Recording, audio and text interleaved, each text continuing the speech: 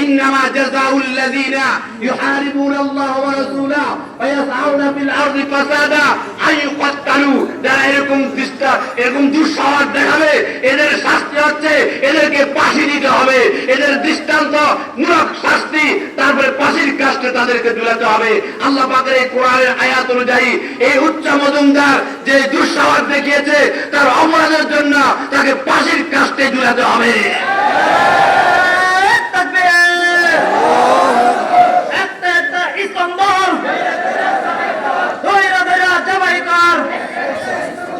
আমরা বাংলাদেশ সরকারের কাছে, আইন শৃঙ্খলা বাহিনীর কাছে আমাদের আবেদন, এই 12 নং চরসাই ইউনিয়নের নবী প্রেমিক তৌহিদি জনতা ধৈর্য ধরেছে।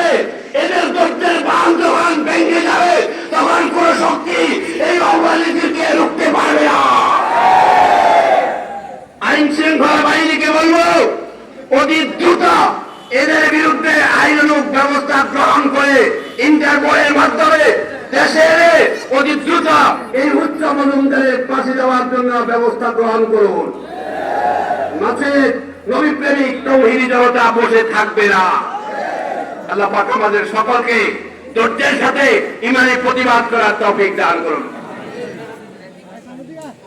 ভাই যারা বক্তব্য দিবেন